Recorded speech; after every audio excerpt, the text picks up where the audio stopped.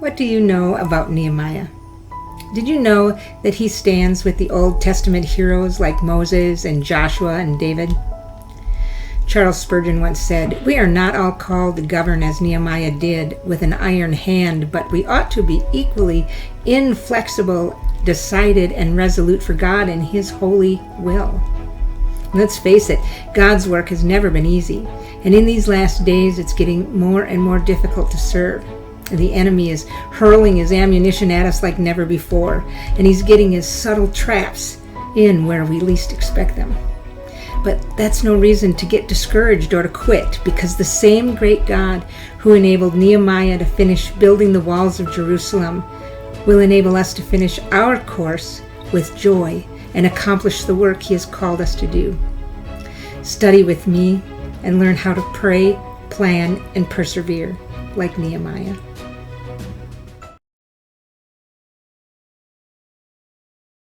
I hope you've read through Nehemiah chapter 4. This is what we're going to unpack today. Now, one of the most powerful messages of Nehemiah is how much you can accomplish when you align yourself with the will and the plan of God. Today we're going to look at the conflict that Nehemiah faced, to include the resistance, the ridicule, the intimidation, the discouragement, and the fear that were all around him. Nehemiah and his followers do what seems to be impossible because they're doing what God had called them to do. And you don't have to rebuild a wall to do the will of God, but you can bet there will be spiritual resistance or opposition. So the question is, how do you respond when you come to a wall? What's your first response? Conflict exists everywhere in every relationship. Do you agree? So where do you turn the moment you feel opposed or resistance? A natural instinct is oftentimes to turn and run. Maybe we might even say out loud, "If God wanted me here, it wouldn't be so hard." And that, my friend, is a lie. When things are going well, get ready for trouble, because the enemy doesn't want to see the work of the Lord make progress. And as long as the people in Jerusalem were content with their sad lot, the enemy left them alone. But when the Jews began to serve the Lord and bring glory to God's name, the enemy became very active. But here's the deal. Resistance can make us stronger when it drives us to rely only on God. Resistance doesn't stop the work of God. It's just a little speed bump. Resistance forces us to rely on God's strength. And Nehemiah responded to that resistance not by saying, "We have guards at every gate." And he didn't say, "We have walls that are 9 feet thick." He didn't say, "Our army is bigger than your army." No, Nehemiah gets it. Their ability was not based on their own stuff. It was based on God's strength. So Nehemiah prayed, and God frustrated Nehemiah's resistance. Nehemiah knew his arrival in Jerusalem was a threat to Sanballat and his associates, who wanted to keep the Jews weak and dependent. A strong Jerusalem would endanger the balance of power in the region, and it would also rob Sanballat and his friends of influence and wealth. Chapters 4 through 6 describe at least 9 different tactics that the enemy used to try to stop the work on the walls of Jerusalem. First, they attacked the Jewish people with ridicule and plots of war. And this resulted in difficulties within the Jewish ranks. They used discouragement, fear, and selfishness. And when attacks on the people failed to stop the work, the enemy then started to attack their leader, Nehemiah. They tried to compromise, slander, and they used threats and intrigue. But none of these devices worked either. Nehemiah was steadfast and unmovable and led his people to finish the work in 52 days. Referring to Satan, Paul wrote, "For we are not ignorant of his devices." And chapter 4 presents 4 of Satan's devices for opposing the Lord's work. And it also tells us how God's people can be steadfast and defeat the enemy. So if you start building, you will soon be battling. So be prepared. First, let's look at the ridicule in verses 1 through 6. Read this with me. Now it came about that when Sanballat heard that they were rebuilding the wall, he became furious and very angry and mocked the Jews. He spoke in the presence of his brothers and the wealthy men of Samaria and said, "What are these feeble Jews doing? Are they going to restore it for themselves? Can they offer sacrifices? Can they finish in a day? Can they revive the stones from the dusty rubble, even the burned ones?" Now Tobiah the Ammonite was near him, and he said, "Even what they are building, if a fox should jump on it, he would break their stone wall down. Hear, O our God, how we are despised. Return their reproach on their own heads and give them up for plunder in a land of captivity. Do not forgive their iniquity, and let not their sin be blotted out before you, for they have demoralized the builders." So we built the wall, and the whole wall was joined together, half its height, for the people had a mind to work. A British critic and author, Thomas Carlyle, called ridicule the language of the devil. And some people who can stand bravely when they are shot will collapse when they're laughed at. And Shakespeare called ridicule paper bullets of the brain. But those bullets have slain many a warrior. It's not unusual for the enemy to insult the servants of God. Goliath ridiculed David when he met the giant with only a sling in his hand. Jesus was mocked by the soldiers during his trial and the rulers while he was hanging on the cross. And some of the heroes of the faith had to endure mocking. When the enemy laughs at what God's people are doing, it's usually a sign that God is going to bless his people in a wonderful way. Psalm 2:4 says, "When the enemy rages on earth, God laughs in heaven." And now Sanballat and his friends started to ridicule the Jews even before the work on the wall had begun. "They laughed us to scorn," wrote Nehemiah, "and despised us." And we don't really know what special relationship Sanballat had with the army of Samaria. Perhaps he had the army assembled as a show of strength to frighten the Jews.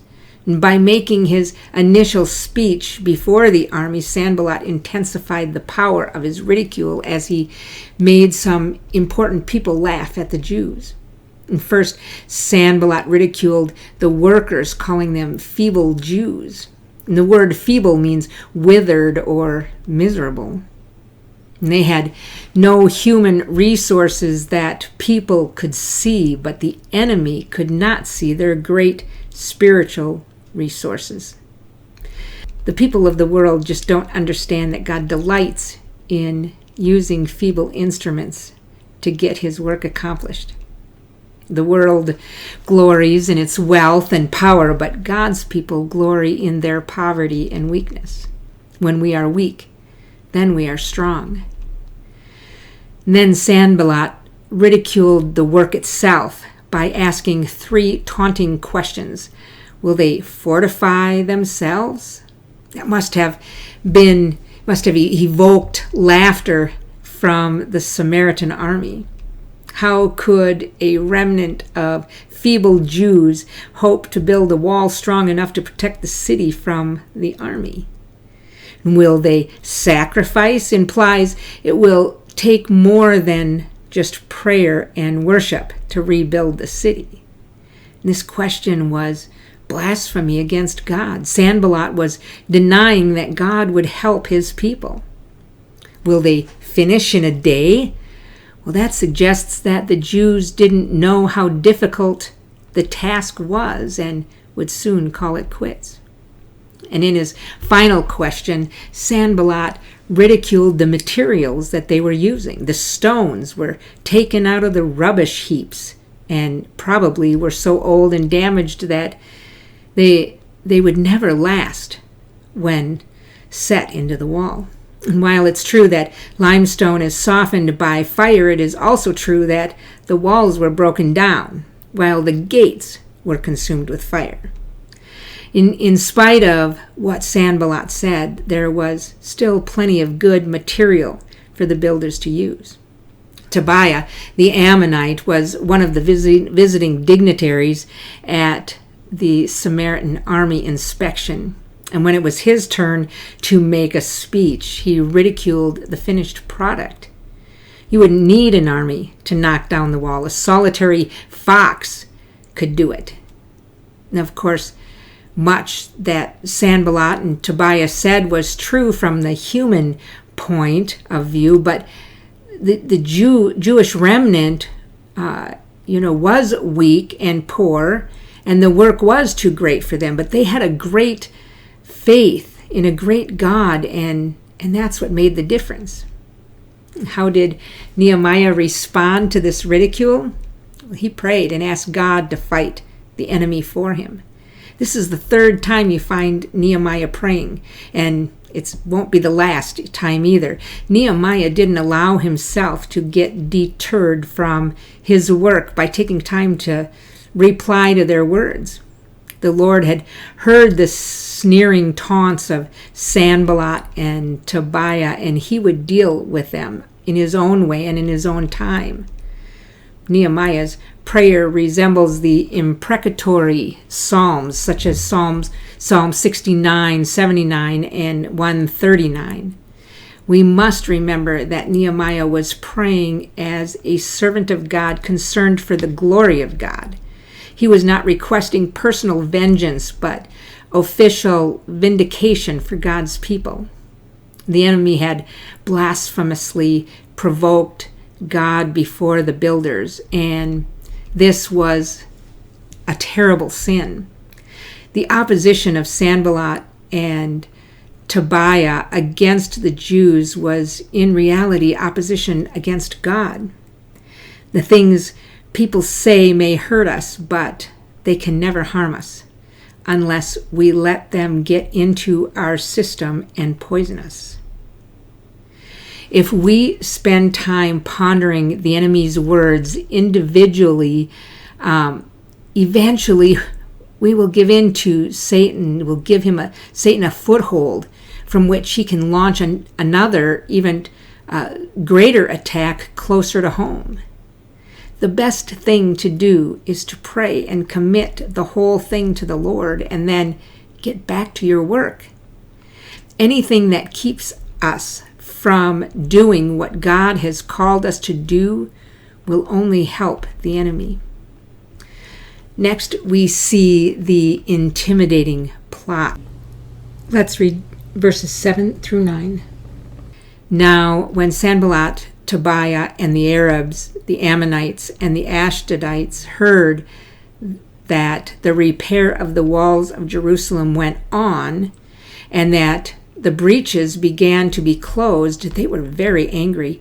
All of them conspired together to come and fight against Jerusalem and to cause a disturbance in it. But we prayed to our God, and because of them, we set up a guard against them day and night.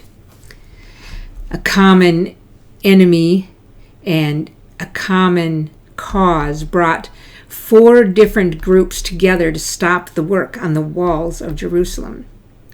The city was now completely surrounded by enemies. To the north were Sanballat and the Samaritans. To the east, Tobiah and the Ammonites. To the south, Geshem and the Arabs. And then now to the west, the Ashdodites. Ashdod was perhaps the most important city in Philistia at the time, and the Philistines did not want to see a strong community in Jerusalem. And think about that. God's people sometimes have difficulty working together, but the people of the world have no problem uniting in opposition to the work of the Lord. And as the work progressed, the enemy became angry and decided to plan a secret attack against Jerusalem. Satan hates the Jews and has used one nation after another to try to destroy them. God chose the Jews to be his vehicle for giving the world the knowledge of the true God, the Scriptures, and the Savior. Salvation is of the Jews. And Satan wanted to prevent the Savior from coming into the world. If he could destroy the nation, he would frustrate God's plan. The Christian's battle is not against flesh and blood, but against Satan and his demonic forces that use flesh and blood to oppose the Lord's work. If we hope to win the war and finish the work, we must use the spiritual equipment God has provided. If we focus on the visible enemy alone and forget the invisible enemy, we are sure to start trusting in our own resources, and this will lead to defeat. So, after intimidating them, they used discouragement. Verse 10 says, "Thus in Judah it was said, the strength of the burden bearers is failing, yet there is much rubbish, and we ourselves are unable to rebuild the wall." That is the voice of discouragement. It isn't easy to carry on your work when you are surrounded by danger. Discouragement is a key weapon in Satan's arsenal. It was discouragement that kept Israel from entering the promised land at Kadesh Barnea. We be not able to go up against the people, for they are stronger than we. Remember the negative voices of the 10 spies? They discouraged the heart of the children of Israel. And as a result, the nation wandered in the wilderness 40 years until the new generation was ready to conquer the land. We are not able is the rallying cry of all who take their eyes off the Lord and start looking at themselves and their problems. These discouraged Jewish workers were actually agreeing with the enemy who said they were feeble. Sanballat had openly declared that the work would stop, and it almost did. And why did this discouragement arise in the royal tribe of Judah? I mean, they had David's blood in their veins, and you would think they would be men and women of great faith and courage. And the answer is found in Nehemiah 6, because some people in the tribe of Judah had secretly been cooperating with the enemy. The ties of marriage were stronger than the bonds of commitment to the Lord. According to chapter 13:22, some of the leaders of Judah were not wholly devoted to the work of the Lord, but were more interested in making money. The combination of marriage and money divided their loyalties, and they became the cause of discouragement. Nehemiah didn't pay much attention to these complainers, but went right on with the work. That's the best thing to do. If you take time away from your work to listen to everybody who wants your attention, you will never get anything done. Nehemiah got his encouragement from prayer and the promises of God, and the occasional complaints of some of the people didn't upset him. And listen to this quote by William Ward on discouragement. I mean, really listen to this. He said, "Discouragement is dissatisfaction with the past, distaste for the present, and distrust of the future. It is ingratitude for the blessings of yesterday, indifference to the opportunities of today, and insecurity regarding strength for tomorrow. It is unawareness of the presence of beauty, unconcern for the needs of our fellow man, and unbelief in the promises of old. It is impatience with time, immaturity of thought, and impoliteness to God. Wow, okay, let's all go out and look to be discouraged, right? Are you discouraged? Are you worn down? Is it the enemy or your circumstances that are discouraging you, or is it your personal heart you need to deal with? It's said there are 3 forms of discouragements or causes of discouragement. It's either from the sin of our flesh, the sin of the world, and the devil. And let's face it, in this fallen world, the news every night, it can be so discouraging. The devil himself is opposed to the work of God, thwarting the work of God wherever he can. But never forget, God's work will go on with or without us. Do not let yourself be discouraged, and then do not fear. Verses 11 and 12 read, "Our enemy said, they will not know or see until we come among them, kill them, and put a stop to the work. And when the Jews who lived near them came and told us 10 times, they will come up against us from every place where you may turn."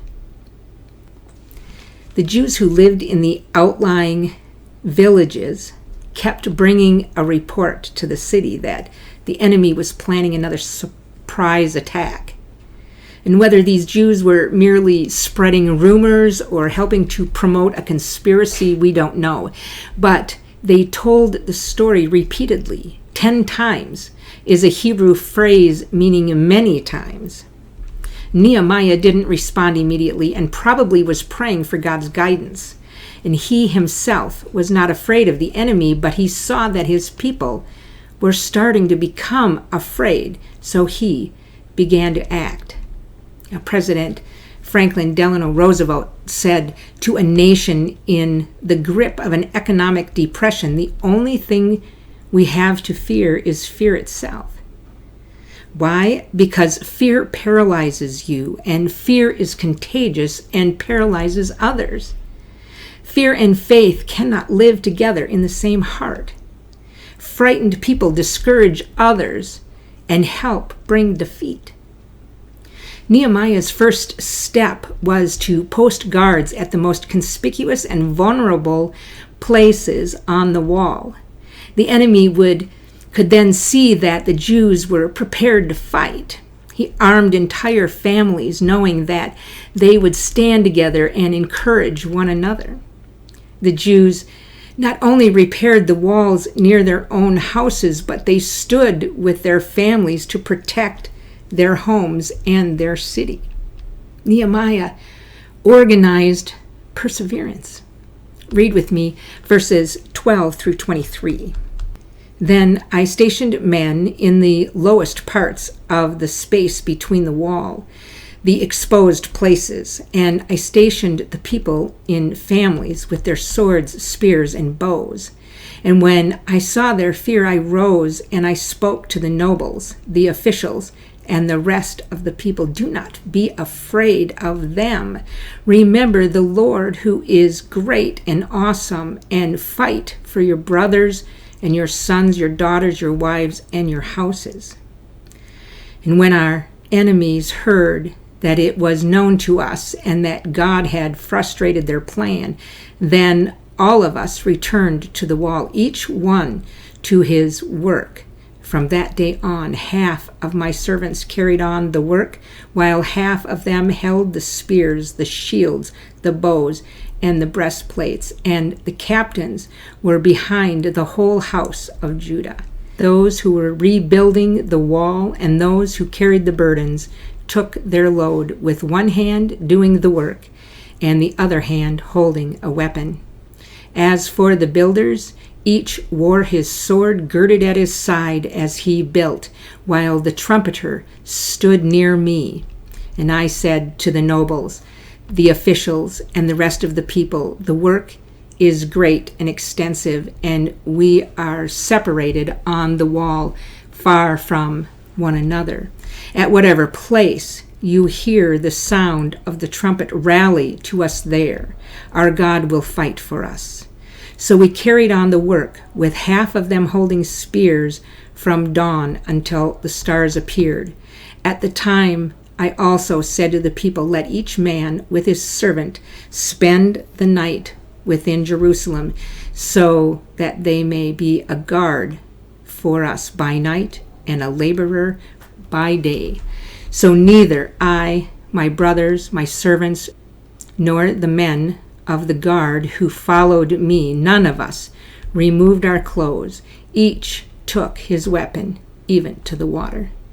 Nehemiah then encouraged the people not to be afraid, but to look to the Lord for help.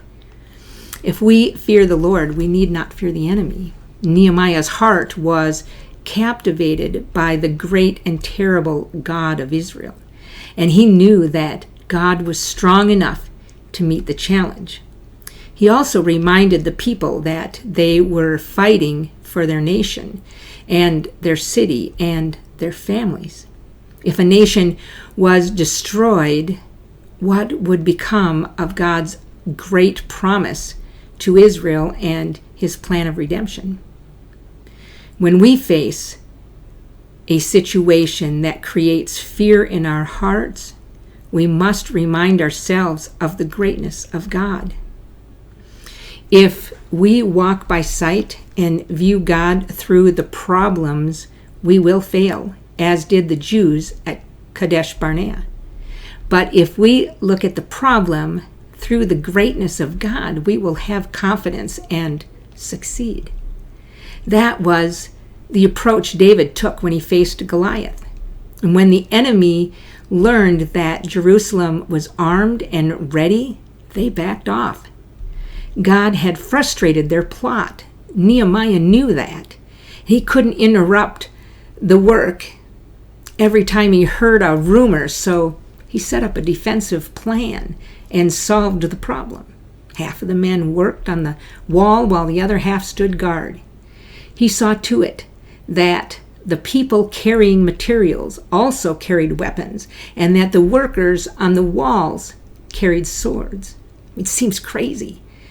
The workers held both tools and weapons and were prepared to fight when the signal was given.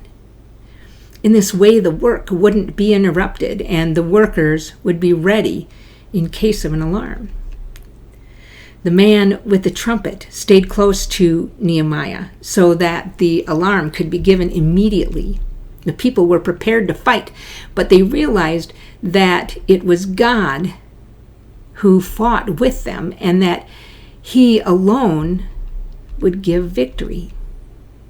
When Charles Spurgeon started his church magazine in 1865, he borrowed the title from Nehemiah and called it the publication The Sword and Trowel. He said it was a record of combat with sin and labor for the Lord. It's not enough to build a wall. We must also be on guard lest the enemy take it from us. Building and battling are both normal parts of the Christian life if we are faithful disciples. Again, Nehemiah spoke words of encouragement to the people. He reminded them that they were involved in a great work. And after all, they were serving a great God and rebuilding the walls of a great city. He also reminded them that they were not working alone. Even though they couldn't see all of their fellow workers on the wall, God was with all of them and would come to their defense. We are to build a wall, but not depend on it for strength. We are to strengthen our character, but rely on God's strength. We are to grow in righteousness, but not to rely on our own righteousness. We are to be faithful, but not rely on our own faithfulness. We are to build systems, government systems, economic systems, school systems, but not depend on them. Wear a seatbelt, but rely on God. There's a story of Muhammad Ali, not known for his humility. Mid-flight, they were experiencing some heavier turbulence, and the pilot came over the loudspeaker and says, "Fasten your seatbelts." And then as the flight attendants went throughout the cabin, making sure everyone was buckled up, one came to Muhammad Ali, and there he sat with his arms folded in front of him. And the flight attendant said, "Sir, fasten your seatbelt." And his response was, he said, "Superman don't need no seatbelt." To which she replies, "Superman don't need no airplane either." Buckle up. Do you have one hand on your work and one hand on your weapon? Has resistance made you bitter or stronger? Take inventory this week and find out, how do you respond? Ask someone else who loves you. Identify if there is a bad pattern that you need to work on. No matter what Nehemiah's workers were doing or where they labored on the wall, they all kept their ear open for the sound of the trumpet. What an example for us to follow as we labor and wait for the return of the Lord. For the Lord himself shall descend from heaven with a shout, with a voice of the archangel, and with the trumpet of God. Thanks for joining me today. Before next week, read through chapter 5 and have a blessed week.